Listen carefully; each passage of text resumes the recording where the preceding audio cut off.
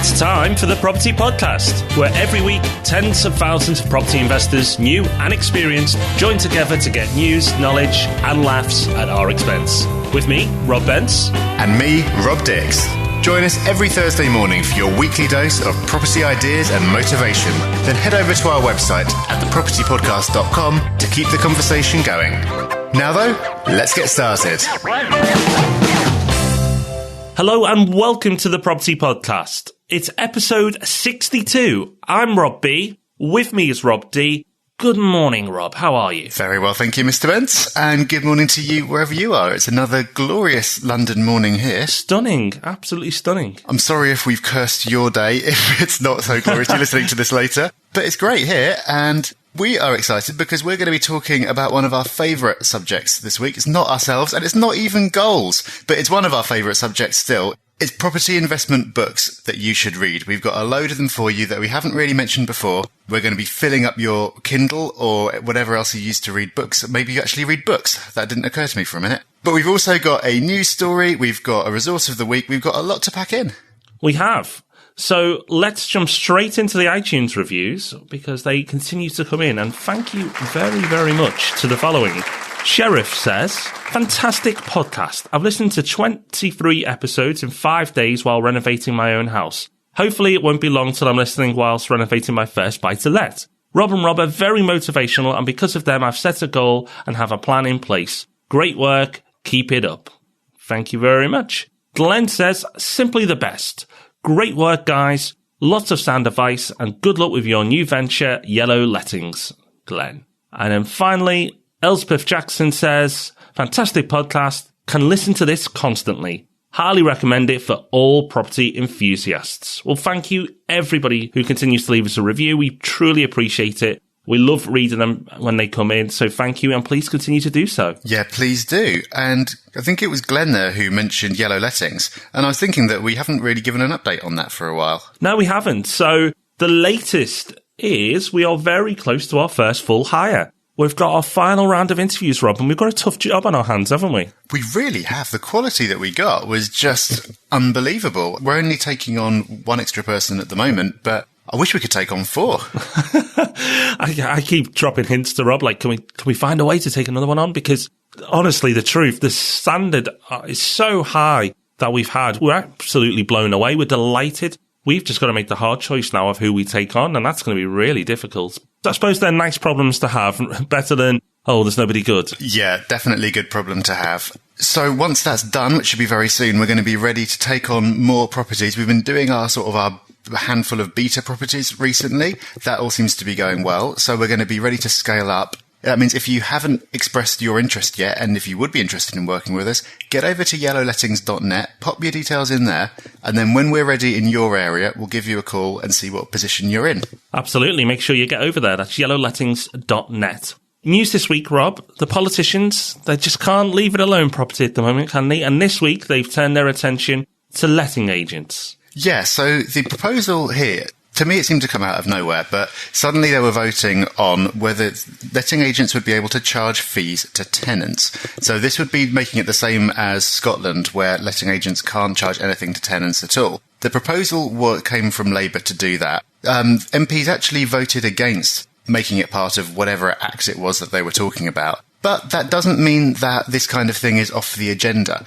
It seems that Labour are targeting generation rent, as they call it, in a big way as part of the build-up to the next election. So I think even though this particular proposal didn't go anywhere, we're going to see more and more things coming down the tracks. We're going to see things suggested. We're going to see a lot more scrutiny. In some ways that's good, because there's lots of bad practice that needs to be stamped out. But there's also going to be a lot of fiddling and a lot of pretty wild ideas that are out there to garner votes, if you ask me. But I think there's a lot more to come. Yeah, I agree. The compromise they came to, which may interest actually our listeners, is that now letting agents have to publish their fees and charges to the landlords, not just the potential tenants. So at the moment, you have to put on your advert what your fees are. Now, a landlord could go and look at that, to be fair. It's not hard for them to find out. But they have to publicly advertise it. They have to advertise it on their website, and they have to advertise it in their shops as well, if they have one. So a little bit more transparency. Hopefully that'll help the sharks be reeled in and can't charge excessive fees. But the conclusion the MPs came to, rightly or wrongly, is that if they did abolish the fees, then that could result in higher rents, which then goes against the people who they're trying to help in the first place. I think the problem is the solution, it's like you've got sunburn on holiday and you're putting after sun on trying to fix it. You actually need to put sunscreen on, fix the cause. And the cause here is not enough homes. That's what's causing all these problems. We have a housing shortage. It's a crisis. We need to build more homes. But the solutions they're coming up with aren't really the cure. They're not the answer. I think they know that too, but it's no easy fix. So as Rob said, I think we're going to see a lot of these things come out. Hopefully nothing too silly will get through. But we'll keep you informed nevertheless. Love the sunburn analogy. Don't know where you pulled that one from. Cool. It's a sunny day, Rob. Very true. Very true. Okay, well, let's get on to our topic of the week then, which is 7 property investment books you should read. We love books. We love property. We really love books about property. I love them so much I've written a couple, and we are actually writing another one as well, which I won't say anything more about that for now, just a bit of a tease. But until that book is ready, we're going to run you through some of our favourite property books of the moment. So we come up with a shortlist, and for each one, we're going to tell you why we like it and what we think the key insight is that we took from it. So even if you don't have time to go and read all these books, you'll hopefully get from this podcast one important thing to take away from each of them without even reading it. How does that sound, Rob? That sounds perfect. I think we should do it. Okay, I will kick us off then. The first one is by Ian Wallace, and it's called Legally Avoid Property Taxes. So the great thing about this book is that while we always advise working with an accountant, we always say that a good accountant will save you more than it cost you. It's an investment, it's not a cost. But a little bit of knowledge of your own will still be very helpful, because it means that you can check on whether they're doing what they should do. Because not all accountants are specialists in property, and even the ones that are, they might be missing a trick or two. What I love about this book in particular is that if you just take one idea away from it, that idea could be worth hundreds or thousands of pounds to you. It's the same for all books, really. I mean, I always feel that if I just take one idea away from a book, then it's been worth it. But in this one, it directly translates into money.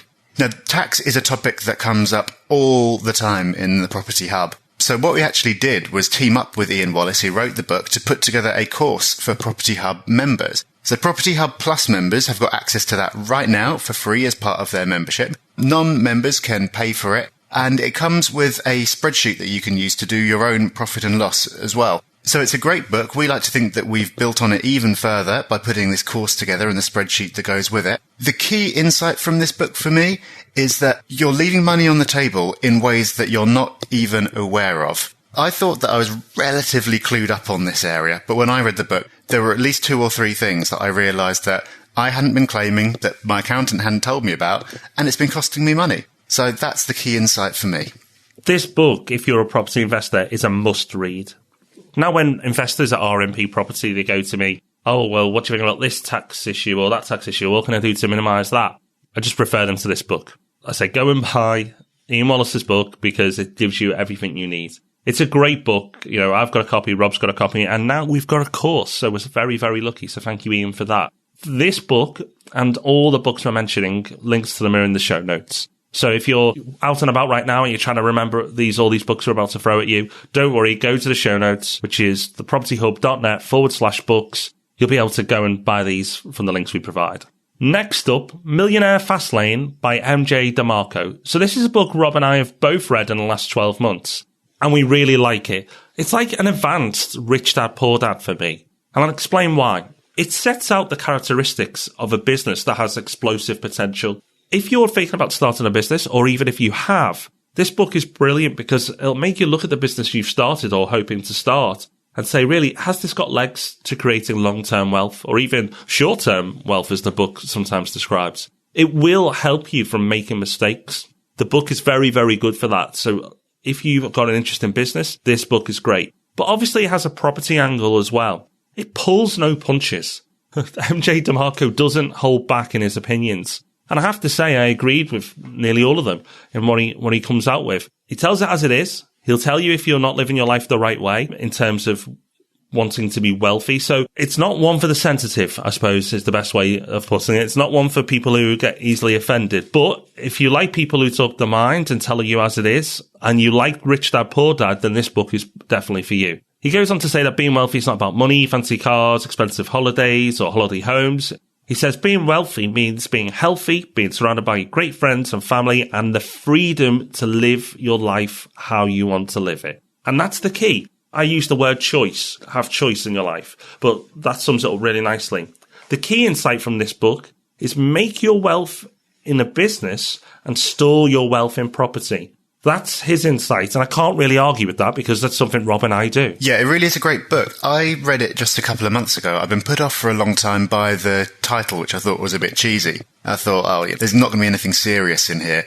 But I was really, really surprised. There's loads of really solid stuff. The way that he breaks down the characteristics of a successful business, it really changed the way I think about a few things. I think if you just get past the title, get past this cheesy car metaphor that he uses the whole way through, because there is some really, really great stuff in there. Okay, so the next book on our list is by Paul Ribbons, and it's called Hustle Your Way to Property Success. Now, I know that some of our readers have read this already, because we have mentioned it in passing, and I've had people say to me how much they enjoyed it. And it is a really great book because I won't go into it in full now, but Paul has a pretty unique approach to property. That approach is derived from understanding what his market wants. He doesn't just copy what everyone else is doing. He's found his own way.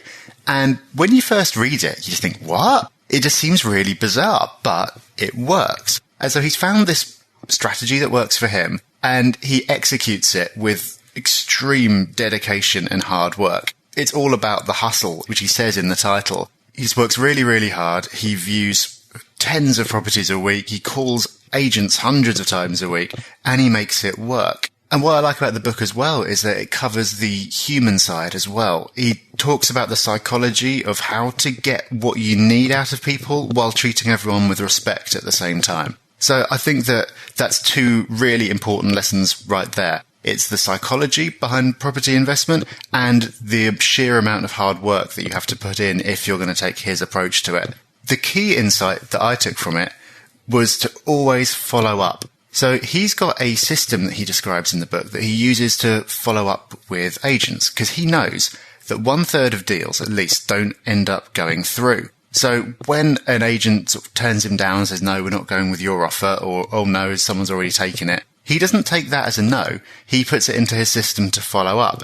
And he gets his best deals through those ones that he doesn't get the first time round. But because he follows up, the agent's forgotten all about it, but he just puts in a call at the right time and he gets the deal. And it's often better than the deal he would have done in the first place. He just doesn't give up. And that's what I love about it. It's just a really entertaining read and it's quite inspirational. And even though his approach is unusual, the need for hard work and dedication is universal. It was only yesterday evening I was talking about this book with one of my clients, Han, and he was saying how much he enjoyed this book. It's easy to see why it's made our top 7. Not only has it got great advice in there, but it's a really good read. It's a book that you want to read. It's not one of these dry property books that you have to force yourself to go through.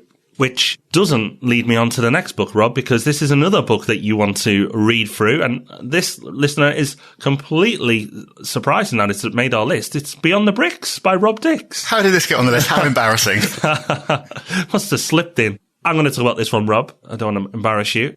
Why do we like it? Well, of course, we're biased. But I do love this book. And you can listen to the Property Geek episode where I interviewed Rob about this book if you want to go into it in more detail, which we'll link to in the show notes. Most books push one point of view on property. They really do. But the great thing about this book is it has 9. It's 9 success stories of how people built their property portfolios. And I really like it because there are similar lessons that you can take from each one, but a lot of people did it in different ways. Very inspirational, and these people didn't have any special advantage. It wasn't like they were giving £1 million and said, oh, go on, build a portfolio. They just worked hard and then figured out what worked for them. You can't read it and go, well, that can't happen for me. That's just impossible. Did they get a bit of luck? Of course they do. But you have to take advantage of your luck. Luck's presented to everyone in different forms, but most people don't take advantage of it. And it talks about specific deals and the motivation behind them. So it shares how they were feeling at the time, what their thought processes were, and why they went for them in the end. It's great. There's lots and lots in this book that you can take away. And that's why I like it. It's inspirational, but yet educational at the same time. For me, the key insight of Beyond the Bricks is there's no magic formula to property. Everyone has their own way of making it work, and that's got to play to their own strengths, goals, and preferences. Rob, I know listeners have probably grown in at this point going, oh, he got his book in, but it's deservedly so because it's a great book. And lots of our investors tell me that as well. They really enjoy the book. Well, thank you very much. And I will say as well that Arsh is one of the people who I interview in the book. He's got his own coming out soon, which I wish was ready so we could mention it in this roundup, because I've read an early draft and that's a really fantastic read as well. So keep an eye out for that and we'll make that a resource of the week when it comes out. Okay, so my next one is my wild card, I suppose. It's a long way away from the Millionaire Fastlane. It's the Collins DIY Manual. As it says, it is a huge, thick, hardback book that tells you how to do pretty much every job that you could ever need to do to a home. It covers everything from the very basic structure of a house to minor repairs to major developments and extensions, how to deal with damp and subsidence and everything you could ever think of. And it's got loads and loads of illustrations and diagrams that make everything really easy to understand. The key insight for me is that I have no desire to do any DIY work myself. It's far better left to the professionals or people who are just vaguely competent in some way. But it is helpful, I think, to have just enough knowledge to understand what builders are talking about when they're talking to you about this kind of thing. I wouldn't say I read this book. I just kind of skimmed it and looked at the bits that seemed interesting. But I just picked up all these little bits and suddenly things that tradesmen had been saying to me started to make a little bit more sense. It's like with the accountancy stuff. Unless it's what you do, you'll need to value your time and leave it to a professional. But knowing enough to be able to check up on what they're doing is right is quite helpful. I picked up a ton of stuff from it. So it's kind of the practical, down-to-earth one out of this selection. But if you are interested in that kind of thing, the Collins DIY Manual is the one I'd go for. It's really good. If you're not interested in that kind of thing, that's fine as well. I must admit, this is the one of the 7 I've not read. And I've got a bit of a to-do list on books as it is, so I'm sure I'll get to it at some point, Rob, I promise you. But I can see why it's made the list, you know. If you have any interest in DIY or you just want to know what builders are talking about, I can see why you've put it in there, so I'll let you off. Next one, Rich Dad, Poor Dad. No, don't, oh, not again. Rich Dad, Poor Dad 2, The Cash Flow Quadrant. Okay, so we've regularly talked about Rich Dad, Poor Dad. And for good reason. It's a book that inspires so many people to start investing in property. But Rich Dad, Poor Dad 2, The Cash Flow Quadrant, I think is a must-read too. And lots of people just stop after the first book. Why do you like it? Well, first of all, it reinforces the lessons from the first book, which is important. You know, you can reread the first book to go through it again. But just going through the second book, letting Robert Kiyosaki, the author, talk about it in different ways, helps reinforce those points even further. So that alone is fantastic. But he also introduces the cash flow quadrant, which if you imagine drawing a cross, and on the left side having E and S, and on the right side having B and I. And he says people who aren't wealthy fall on the left-hand side of the quadrant, E and S. And E stands for employee and S stands for self-employed. Basically, he says, even though self-employed people think they're doing better than E's, actually, you're still trading your time for money, and it's not a way to create wealth. Where he says the people who are wealthy operate in B and I, businesses and investments. And then he goes on to say that if an E then does E, B and I, that's okay. And an S does S, B and I, that's okay too. But it's just important. It's very simple. And we'll find a photo to link to in the show notes so you can see this illustrated. So hopefully it'll make a bit more sense. It's a simple concept, but actually it's one that helps it really hit home. And he talks through the quadrant, and the lessons he teaches are really good.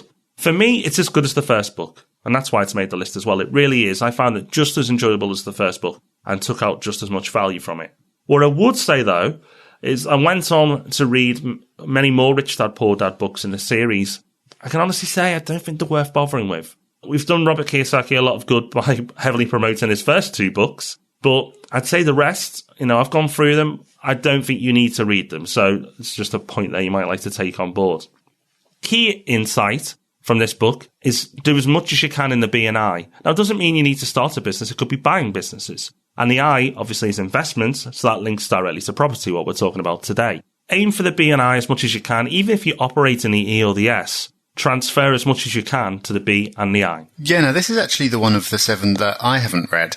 And it's because I'd heard that Rich Dad Poor Dad was really successful, and Robert Kiyosaki's like, oh, people like this, let's pump out lots more books that are on the same theme but basically not as good. I didn't realise that this was the second one and that it was worth reading, so I will now be checking it out. Okay, so our final book in this roundup is by the HMO landlady, and it's called Renting HMOs Sussed. And some of you might have met the HMO landlady because she came along to our meetup in London in January. Why do I like it? Well as being very practical, it's also really funny. She has some amazing stories in the book about the things that her tenants have got up to. Although she puts it across in a really amusing way, you're left enjoying the stories but thinking, wow, I'm really glad that this hasn't happened to me. It really shows that HMOs are not a license to print money, which is what they're sometimes portrayed as. Not saying that it's a bad investment by any means, but just that you have to be realistic about the kind of demands that they make on your time. And Serena really rams that home, but in an entertaining way without you feeling like you're being lectured at all. The other thing that I really like about it is that it gives a truly sympathetic perspective on life at like the bottom rungs of society, I suppose. She takes in people who have just come out of prison or have just arrived in the country with nothing. She takes in people who are really down on their luck. In some cases, she takes on the wrong people and she really suffers and she has really bad experiences with them. But she also has some really uplifting stories about where she gives people a chance and they seize that chance and it works out well for everyone. But the whole way through, even when she has bad experiences, she doesn't write people off. She doesn't write off a whole sector of society and she doesn't make blanket statements. And that's something that I really like about it. It's a very honest and realistic book, but it's also a really entertaining read. So I think whether you're into HMOs or not, it's just worth reading because it's very entertaining. And if you are, then it's definitely worth reading because you're going to pick up a lot of tips and you're going to get a really realistic picture of what it's like. The key insight for me, running a successful HMO is all about putting the right people in it, and it's all about the details. You can't be a hands-off HMO landlord, or even if you use a managing agent, you need to be on the case to make sure that they're keeping an eye on the details, because it's the little things that can soon escalate and get out of control. I think that that's a really, really interesting book. I do, and HMOs, as everyone knows, is not something I do, but I bought the book because I wanted to just keep expanding my knowledge, and, I was pleasantly surprised how funny it was. And we're very lucky that Serena blogs on the Property Hub as well. In fact, we have 3 of these authors who blog on the Property Hub blog. Our good Rob, Serena, and Ian. Now, we've not put these books here because they blog. We've asked them to blog for the Property Hub because their books are so good. So make sure you're utilising the blog as well. If that's an extra book, if you like, that you should be tackling, it's not technically a book, but the Property Hub blog is fantastic. Make sure you get an RSS feed for that. Or if you just get a free membership to the Property Hub, you'll then get emailed out the blogs each week. So whichever way you want to do it, make sure you keep on top of them because there's plenty and plenty and plenty of free information, free education that you can take advantage of that's in our blog. Yeah, we're bringing you all the good stuff. So our conclusion from all this then is read more books. There's just so much great information out there, and all the books we've mentioned are really great reads as well. It's really entertaining and you learn a lot at the same time. Now, I've got a bit of a tip for how to read more books. If you're thinking, I just don't have time, I'd love to, but I've got so much going on. My tip is to install the Kindle Reader app on your phone. So if you buy books on Kindle, then you don't have to have a Kindle device. You can read them on your iPad or whatever else. Whether you've got an iPhone or an Android phone, you can get an app for that as well. So all your books get synchronized. And the cool thing is if you've been reading a book on your Kindle or your iPad or your laptop or whatever, it synchronizes it. So when you go to your phone, you can just pick up where you left off. So do that. Put the app on the home screen of your mobile. And if you've got any distracting things like games or anything, move them off the home screen. So that means that when you're just like standing in a queue for 5 minutes or something like that, and you get out your phone to fiddle around with it like we all do, the first thing you'll see is the Kindle app. And so you'll hit that, just have a few minutes of reading time rather than playing a silly game or something, and you'll be surprised at how much extra reading you get done. It all adds up. Yeah, or as you're out and about and you're on your commute, you might be listening to podcasts, but you can also listen to audiobooks. Something I do, and Rob, I think you'd like it too, taking advantage of all the travelling you do. Well, you go to audible.com and you can get an account there and you can get audiobooks, and the list is extensive. We'll lead nicely now into our resource of the week, Rob, because we're going to recommend Audible, aren't we? Yeah, we are. So audible.com is the best place to get hold of audiobooks. They've got the absolute biggest selection out there. And if you're interested in giving it a try, you can actually get a free month. So we've got a special link that you can use. And when you use that link, you'll get 30 days for free. And as part of that, that means you can download one book, see if you like it, and then carry on if you do. If not, then you've had a free book. So it's well worth giving it a try. We've got a special link, which we're not going to read out now. We'll put it in the show notes. So just go to thepropertyhub.net/books. And under the Resource of the Week section, you'll see our link over to Audible. Give that a try. See if audiobooks are for you. Yeah, I love them. I can highly recommend it. It's something I use. So if you're keen, go to the show notes, follow the link, and get your free download and see how you get on with it. Okay, so next week, Rob, we've got an episode that is very, very important for newbie property investors and experienced investors alike. It's what are you worth? Valuing your time in property investment. So many people, not just in property investment, in all walks of life, really fail to understand what are they worth and really fail to put value on their time. It's a mistake I see time and time again. No pun intended. That's what we'll be covering next week. Really important subject, and I think you'll really like what we're going to do and how we're going to break it down for you, and so you can really get down to the detail and get a number so you know exactly what you're worth. Yep, we are. We've alluded to valuing your time a couple of times in this episode, and we probably do in every episode, actually, but we're going to really dig into that next week. So thank you so much for listening. Really appreciate you joining us again. If you do enjoy the show and you haven't left us an iTunes review already, please do. We still love reading reviews. Even though we've had over a couple of hundred of them now, we still get a real kick out of seeing new ones come in. So just get over to the show notes at thepropertyhub.net/books. You'll get links over to Amazon to buy all the books that we've been talking about. You'll get the link to get your free month at Audible. And while you're there, you'll see a button that will take you over to leave us a review, and we'd really appreciate it if you do so. We would. But until next week, that leaves us to just say goodbye, and we're rushing off because we don't know how long this sun's going to last. Bye-bye, everyone. Bye. Thanks for listening to The Property Podcast. Make sure you join our mailing list at thepropertypodcast.com. And remember, we love 5-star reviews. Rob even loves them more than air miles.